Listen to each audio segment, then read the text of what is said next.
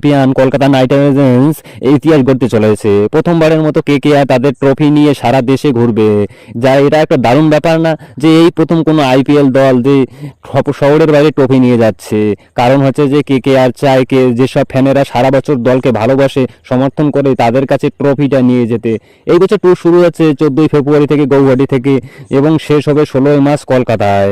আর এই ট্রফি 9টা শহরে ঘুরবে। তুমি কোন শহরে থাকো এবং কোন জায়গা থেকে থাকো, কোথায় থেকে ভিডিওটা দেখছো, কমেন্টে অবশ্যই বলো। তাহলে তোমার শহরেও আসতেছে কেকেআর এর ট্রফি।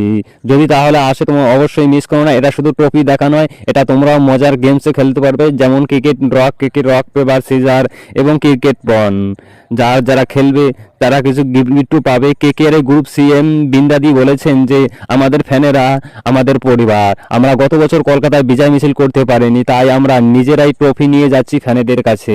তো বন্ধুরা, তোমরা প্রস্তুত তো? যদি তোমার শহরে কেকেআর ট্রফি আসে তাহলে তুমি কি দেখতে যাচ্ছ? কমেন্টে অবশ্যই জানাবেন।